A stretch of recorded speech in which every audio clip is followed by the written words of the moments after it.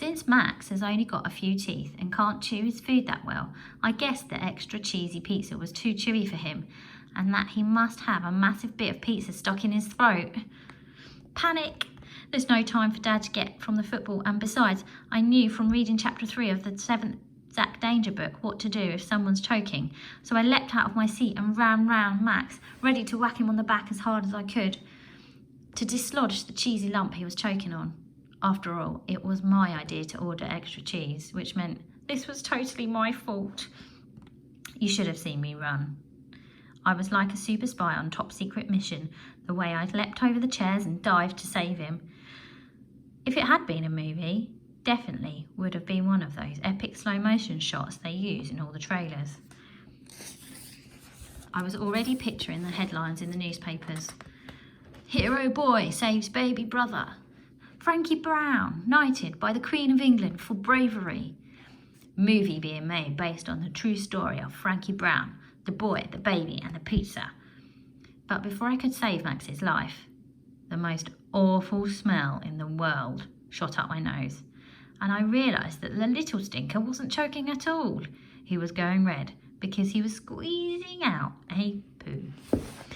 If his face hadn't given him away, the smell definitely would have. It was beyond yuck. It had a sharp sting to it when it first hit my nostrils, following a hint of whiffy egg and subtle cabbage undertones. Well, I definitely wasn't taking the responsibility for all that.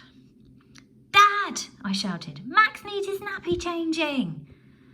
The football's gone to penalties, Frankie, was Dad's desperate reply. I could just imagine him on his knees in front of the TV, clutching his hair. I'll change him in a minute. Just hold your nose and eat your pizza. I went back to finish my slice, and to my surprise, Max had gone. His high chair was still there, but it was empty.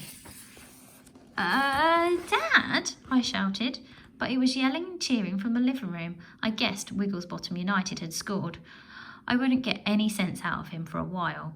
That's when I heard an almighty crash. Max, I called, looking round the deserted kitchen. Where had that noise come from? There was another smash, and then I realised it was coming from behind the door, just beside the fridge. Mum's home science lab!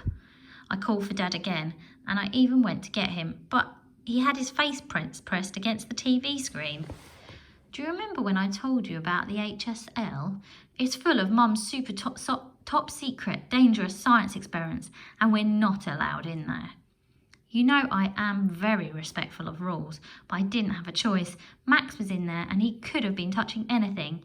So I was about to do what any big brother whose dad is hopelessly distracted by football would do when faced with danger.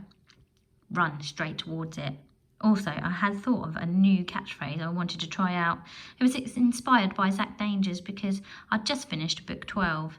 Zach Danger and the countdown to destruction that afternoon, and this was the perfect time to say it.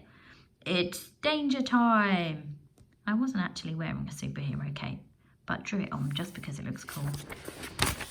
I grabbed my pencil case from the kitchen and snapped on my zip that turns into a torch, aiming the beam at the door. I was ready to face whatever deadly gadgets and inventions Mum had whipped up in there. The thing is, none of that actually happened.